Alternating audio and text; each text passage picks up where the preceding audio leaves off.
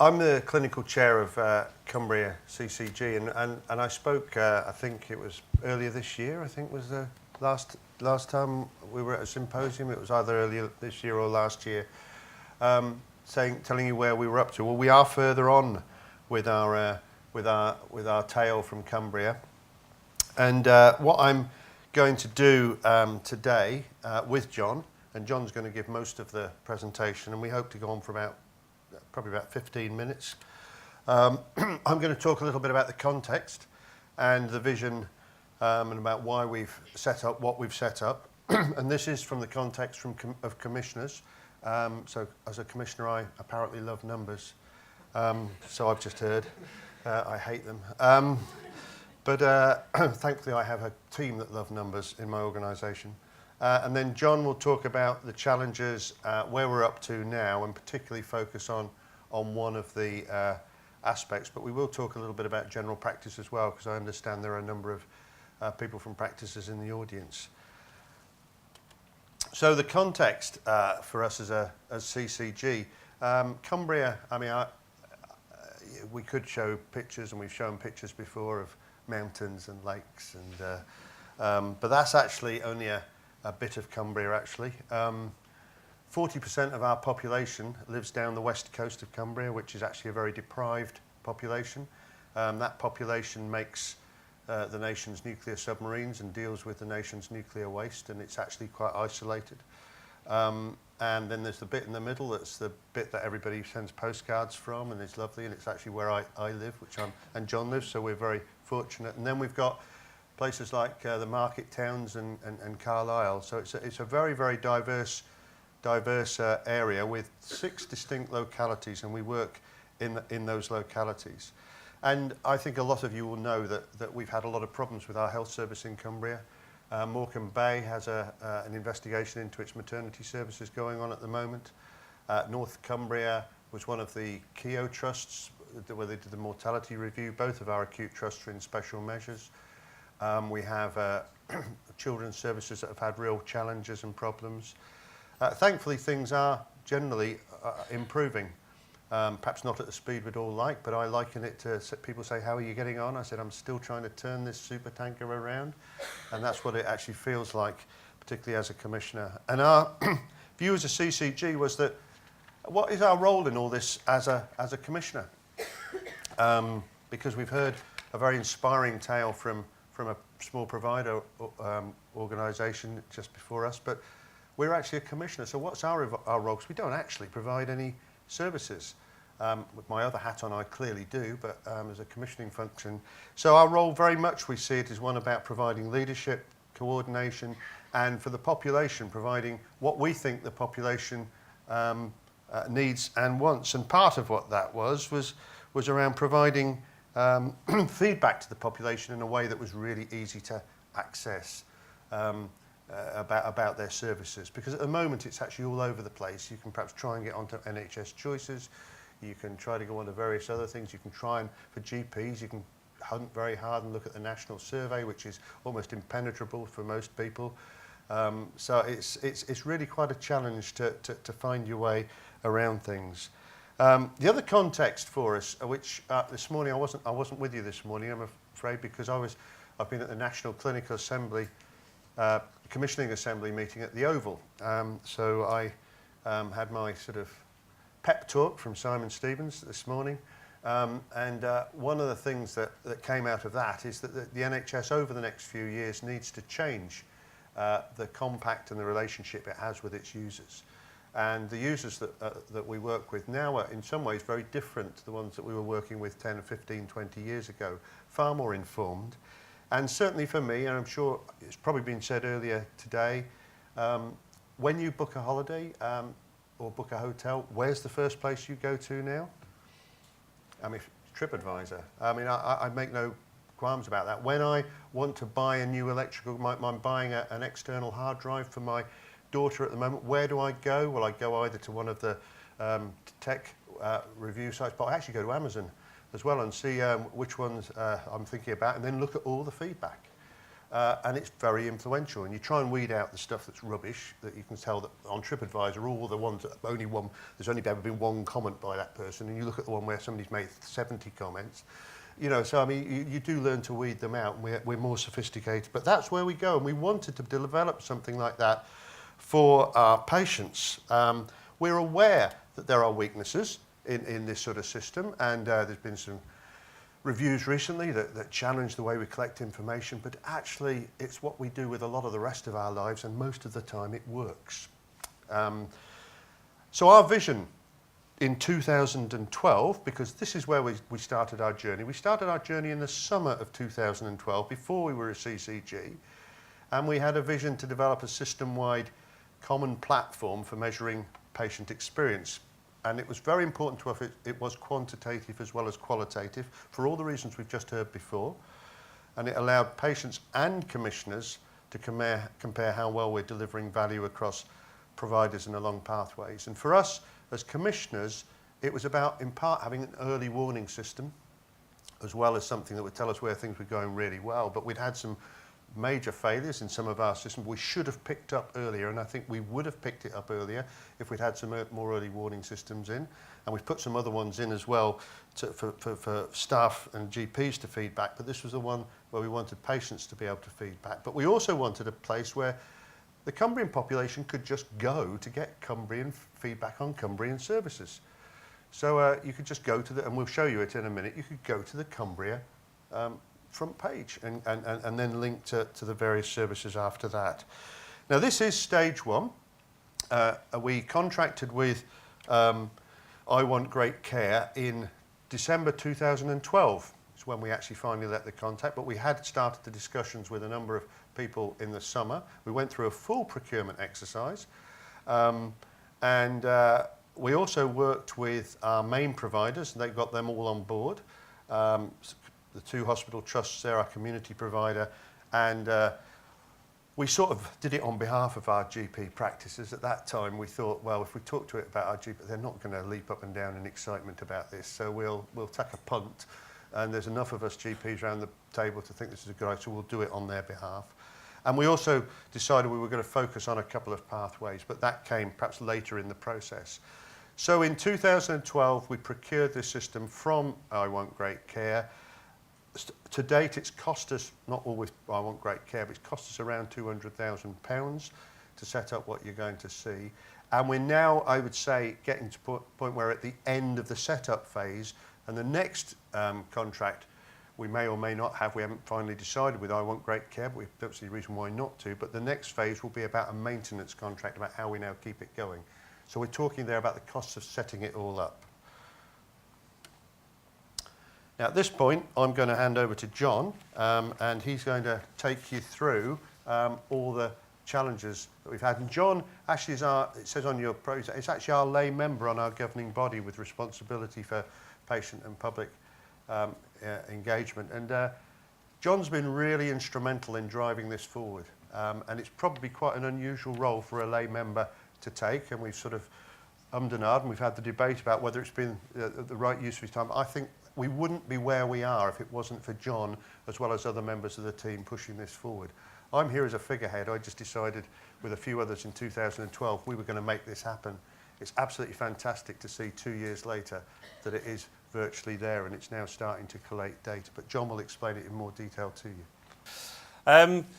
Yes, it's great when you join an organisation and then someone says to you, can you just go and have a look at that and make that happen with all these providers? And I've been used to partnership work within the police service, but I would say it's partnership work with the plus when you start to work within the health service, because what I thought was one organisation quickly established was, well, actually, no, it's not one organisation, it's a multitude of organisations all set up separately, and GPs, as a single GP, they're an organisation on their own sometimes, and they can't even agree within their own practices. So you're trying to actually deal with a number of different views and a number of different issues. So and then when we looked at the number of providers there that we had, I was trying to look at it from a member of the public's perspective as well. So some of the issues are around integrated system, what's it like for a member of the public to use that system. Also as well, you know, how do you make it integrate the system with everything else that's going on So 2 providers, for example, out of those 3 said, we're not using I Want Great Care system. So straight away, that was the first thing that I had to deal with. And we've had to, and I understand their position actually, because they were saying, we already do a information survey gathering process, and that's cost us £25,000, for example. Why would we want to pay extra money to do something we're already doing? So we had to work out really quickly how we integrated their current information that they got onto the platform, as it were. So there's some real issues around that, but we did it to make sure that we used the best value for money in terms of the public fund, as it were. The other things around information governance, again, from the member of the public's perspective, what we wanted to do is make sure that we got as much free text information onto this system as we possibly could, because as Hugh said before, the TripAdvisor issue, those scores and those stars, yeah, they're great for a certain extent, but it's the free text you want to read. You know, it's definitely the free text. That's what makes a difference. So we've had information governance issues over where we try to integrate, say, data that is collected in a particular trust. When they hand it over to I Want Great Care to go onto their site, they're going, we don't want the free text to go on. And actually, in certain situations, that's where we are at the moment. And we'll work on that. We also, as well, again, I talk about people having different views. You get 2 acute providers saying, well, we want these questions and we want these questions. So we're going, well, we want to be able, as commissioners, to be able to look across a standard set of questions. So you will not believe how long it took to agree a standard set of questions between 2 acute providers. But we did. We did. And we're there now. The other issues, again, and it's, as a commissioner and as a provider, there's the directory of services. When I say directory of services and locations, you've got to be able to pinpoint which service an individual or a patient wants to talk about. And this is quite hard. We've heard it already mentioned before in the communities. And again, if you're going down a pathway, it's quite a difficult process to do, and it's quite difficult to actually say, well, which service are you talking about? What we've said is, well, we'll do the very best we can with the locations and the directory of services, and we'll see where we go with it. But we already know that there are some issues where patients want to put something, and I'll talk about how they do that externally in a minute, onto the website, and they can't find the service.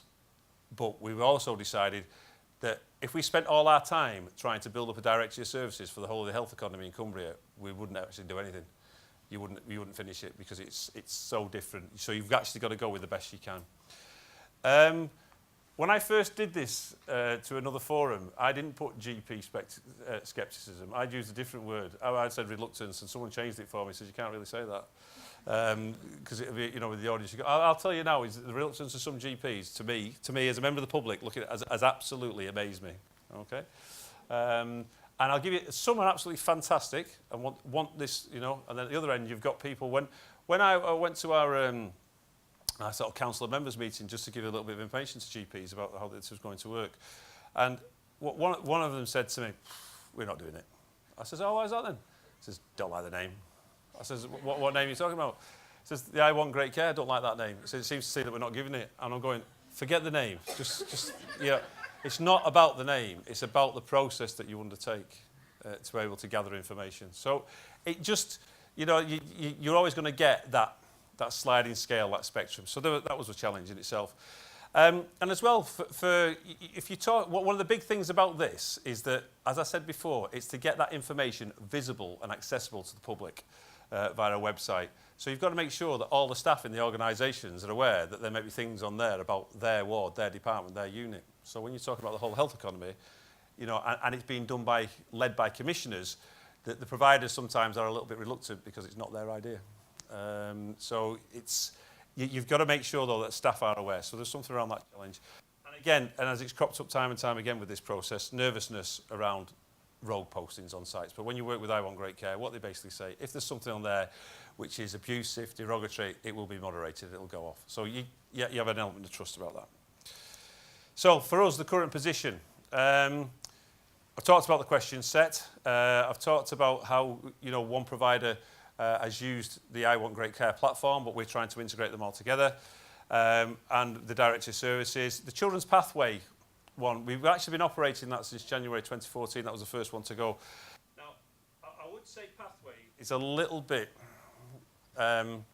misleading, because it's a pathway across health providers. But when you talk about pathway, sometimes I think the challenge for us is what's that not just on a health forum or a health situation, what would that look like outside that in terms of children's social care and stuff like that. So it's purely health at the moment, it's purely around that. And we have got some data, and I'll show you some of the figures that we've got for that. I touched on the GPs before, and we had to do a special operation. And from a police perspective, I quite like that idea, you know, where you go out and you kind of influence people. And basically, we've utilised a colleague who's not here today, Ross, who had experience of this system, both in the primary care and also involved with working with I Want Great Care and for I Want Great Care, to go and speak to GPs to explain the advantages of it. And we have, as Hugh said before, 82 practices in Cumbria. We've got over 60% of them signed up at the moment. When I say signed up, I mean signed up to the, not just having their name on a website, because even if they weren't going to sign up to it, their name and their practice was still going to be on the website. It's actually to promote the system and utilise, you know, there's a card, go onto the system, go and put your entry on. So we've got 60% signed up. We launched the website to the public last week. One reason why we delayed it was because we didn't want to go into it, and this is where Hugh talked before about leadership. We didn't want to go into launching that website with, from a CCG's perspective, which is the GP practices not being signed up to when we're asking the providers to sign up to it. So there was a bit of a leadership issue there. So we're quite happy now that we've launched it. And it's the start, I mean, because that's the first time it's come into contact with the public. And I'll show you what the public see in a minute, so you get an idea. Because I think when I've sat here throughout the day, there's been lots of questions around what the questions, what does it look like, how does it all fit in, how do the public see it? And I'll show you a little bit about that just towards the end. And we're exploring how do we expand this to our out-of-hours service and the ambulance service. As was mentioned before, in terms of friends and family tests, we have to work at how's that going to all fit in. So, I mean, the big things for us around that integration, the public-facing, and actually giving people a real opportunity to assess what's going on. The Children and Young Persons Pathway, I know it was touched on before about the previous presentation. But what we did there is we designed two different question sets for patient and carers and for 5 to 18-year-olds. And they were done in consultation with those groups, and also consultation with the staff and different organisations as well. So in terms of numbers, for the children, so from the 1st of January, and that's the sort of the children's health provision in the 2 acute providers and within community, we've received, you know, over 6,700 bits of information from parents and from children as well. Again, as was echoed before, you do get a particularly high scoring rate on this because people do sort of send really positive things about you. It does obviously include the friends and family test. And those sort of, that last but one bullet point, just in terms of the Cumbrian site itself, because we have integrated data from one acute provider and the community alongside the data that's gathered by Morecambe Bay already under the I Want Great Care platform, there are over 35,000 live reviews on that platform. Now, as was said, you know, before, the bottom line on all of this is it's great having the system, it's how you utilise it. And as Hugh touched on, we will utilise the reports internally to have discussions with providers, but also as well they'll be using it alongside the surveys that they do themselves. So one thing I would say about this is don't think of this as the only game in town in terms of how to assess patient experience. If you do, I'll be honest with you, if you do, you're probably missing a trick. It's part of a wider suite of indicators, a wider suite of you know, your complaints forms and issues that are arising, and your groups, everything that you do. Don't just rely on this, because I'll tell you, you could become complacent, because what will happen is the scores are relatively high, generally, that's how it seems to operate, and you could just go, well, we're great, aren't we? And actually, I don't think that's particularly the case. It's just one methodology.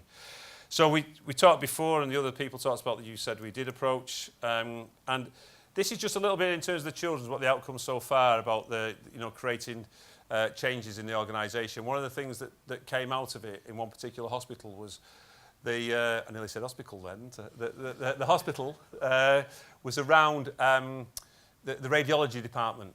And when a young person put something that said everything was in great, except when I went to radiology, they didn't explain things to me, they didn't do or give me enough information, and I was a bit concerned, they didn't treat me very well. That immediately then was able to be fed back into radiology department. And all the things that have been said before about healthy competition, that's exactly true, you know. So, and obviously the clinician viewing it. I just thought, I mean, just to give you a bit of a view, this is the site that we promoted in Cumbria. So it's cumbriapatients.iWGC. And hopefully, it did work this morning. It should go onto the internet to just show you what it looks like, and it doesn't. But I did test it. Is it on slideshow 4? It said it would open up if it were. Aha, right, okay. So what you get, this is, you'll be aware that I Want Great Care have a website that lists, you know, doctors, surgeries, hospitals, all that. Well, all that we've done is what we call like, so basically a microsite. So it does integrate with I Want Great Care's data. So basically it's the Clinical Commissioning Group's website. You'll see all the providers at the bottom. So the way it basically operates is that if you click onto there, so if we select a hospital, and then for us, if we go to Furnished General, this is how somebody would get onto the system. And if we just go on to A&E and MIU, this is what the public would see. So basically, that's what they would see. And if you look in the top left-hand corner there, where the stars, 2,258 reviews, and then you go to write a review. So if I was a member of the public, and I'll just let you, that's the free text is important, but not everybody puts free text on it, is what I would say. But if you go to write a review, this is what people would do. So basically what you do is you get the first one is the friends and family test, and then you get those questions around dignity and respect, decisions, and literally, as I say, this is what I want to show you in terms of how it is for an individual. You just put the stars on, and then you mark it and click it. So within GPs, and I'll show you that, but it's the same in GPs as well, but there's a sort of added thing with GPs. You get free text, and if you want to do the demographics, you can put those on, and then just basically add your review, and that's how quick it goes on. So the thing from I Want Great Care is that you're 3 clicks away, basically, from writing a review. So you cancel it, and then if we go on to just a GP's, because I think I know a number of you here from practices, if you go to GP surgery, there's just a menu of all the surgeries there for us in Cumbria. And again, I'll pick this particular one in Carlisle. There's the latest reviews. So you get the same, you get the ability to review the service as a practice, and you also get the ability to review the GPs. So if you go on to, say, Dr. Ian Melrose, so you answer the questions I just showed you before, but you can also go on to him as an individual, and then you get the slightly different questions regarding him as an individual. So you can do 2 things. You do the practice, and you can do the doctor. And you just leave the reviews in the same way as it was before. So I just thought it'd be useful just to show you how that is done. That's it. Very quick on that point, the practices maintain the list of the... Yes. They're the ones that signed up with I Want Great Care. So the 60% that I mentioned before, that's how you get on it. And all we're saying to GPs is, well, actually, guys, this is free. It helps you do the friends and family test. And what you do, we're trying to operate a method whereby the GPs or reception give the card to the patient. Because I think it's quite difficult to do can you fill that form in? So we're trying to operate it on an electronic method. And I've had conversations before about inclusivity, and I totally agree with all of that, but actually sometimes you might be better just getting a system up and running, and and if people want to use it, people use it. We haven't sort of set how should we say, a level of returns for the GPs, and I know NHS England didn't. So. John, can I just make, he got 5 stars in every single thing, but then you read that and you think, bloody hell, there's a lot of useful information just from one item of feedback there about this practice, which is a new building, and about the premises are an improvement, but what about some magazines? Had to wait a long time.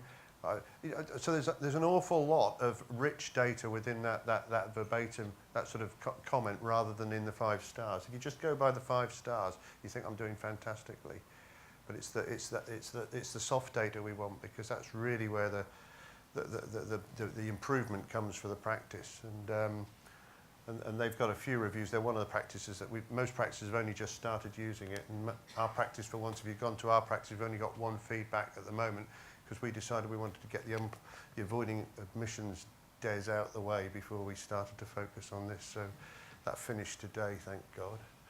Well, oh, sorry, it hasn't finished. It's life begins today, but we've got our 2% of patients on it today. Where we're up to, and at the end of the day, it doesn't work unless people do something with it. And that's the thing that was echoed before in the previous presentation and everything else. You can put as much data on there as you want, but you've got to be seen to do something with it. And you can interact with patients over this. You know, you can respond to people and say different things to them and reply, which is useful. Okay, thank you.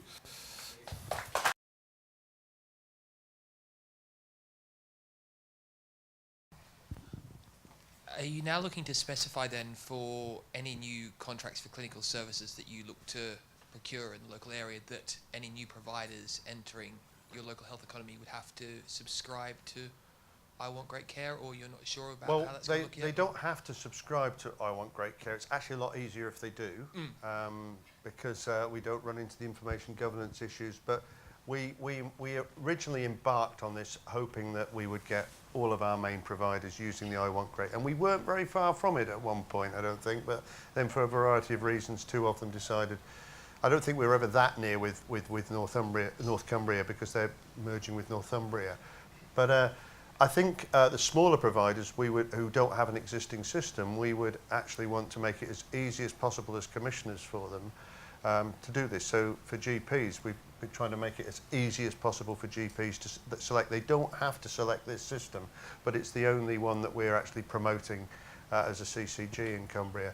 We've had a conversation about on the main I Want Great Care website, all of the nursing homes and care homes in Cumbria are actually listed.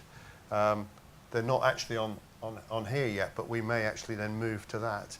And then there's all the issue about all the third sector providers, and so we don't have a great choice in the statutory providers, and we are talking to social care about in the future if they may come on as well. So. Just to add to it, what it actually says in the contractual arrangements, which is obviously done on a yearly basis with the main providers, is they've got to have a system that will integrate with the CCG-led system. Yeah. That's what we're trying to do. And again, they've bought into that because, you know, there's been discussions and negotiations, but I think we've worked a way that is maybe accepting to all, shall we say? Yeah. So I'd like to be the only one. I thought it was really interesting the way you've done it across the whole health economy. And I thought the example you gave of the radiology was particularly interesting, because I was going to ask, has it changed the relationship you have as commissioners now with your providers? In terms of, that was a really interesting example, that normally it'd be the provider trying to spot that sort of issue or shortcoming with their services. And do you find that you're having a more open and honest conversation now with your providers because you can get that visibility right through? You can start. Probably too early to say, apart from the children's side of things. And if you don't get the free text comments and you don't analyse the information, we need to work harder on that, to be honest with you. But once you do, you will then have that conversation, and when we have the quality meetings on a monthly basis with providers, or if you're talking about children's provision, it gives you some information on which to have to start a conversation. I think there needs to be much more done, and which, again, part of our contract with I Want Great Care is that they'll do analytical work for us, but we'll also as well do our own analytical work and do our own presentation and actually enable the providers. So if you think from a provider's perspective, for example, North Cumbria, they don't only have this, they do a number of surveys, much more in depth, and they do some face-to-face stuff as well, which actually this just adds to. So they're already, as an organisation, working really hard to try and improve the patient's experience and understand it and work within their organisation. It just takes a little bit of time, and I don't think we're at the stage, because of the size of this. We've probably spent more time trying to get it implemented than doing the analysis. Is probably where I would say we are at the moment.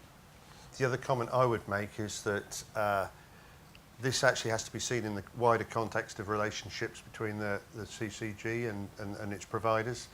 There's been a sea change in the relationship between the CCG and the local authority and the three main providers over the past 18 months. Late last year, we formed what was known as is now known as the Cumbria Alliance, which is an informal commitment to each other. And I think if that process of building those relationships hadn't taken place across the system, trying to introduce this in a background of distrust and everything wouldn't have happened. So I think this has to be seen as one of the, to my mind, this is one of the markers that our relationship as a system is totally changed over the last 18 months. And there are other things that we're doing together which actually sit alongside this and support this in terms of supporting quality improvement and change that we're doing together across Cumbria rather than just as individual groups. Ironically, for our GPs, they hadn't been as involved in all of those discussions. They had been at locality levels with our 6 localities. So engaging our GPs in this process, including my practice, was actually just as difficult, even though you might say, well, we're all members of the same organisation, but it's actually, we had to really see it as going out to a whole series of individual providers who sort of trusted us, but saw this whole process as a big brother from somewhere nationally going to monitor what we were up to. So, yeah. And just interesting, it's choice of language as well when you're doing it with a collection of organisations. Is people keep referring to it's the I1 Great Care website, okay? And I was really clear when I was working with I1 Great Care and with the providers. No, this is a patient experience website and information database which is provided by and supported by I1 Great Care on our behalf. So there's actually something around how people in partnership working try and make divisions. So it's nothing to do with them and they don't have to take it on board. So anyway, we're where we are and I think there's still a bit of work to do on it. Fantastic. Just like thank you again for your time.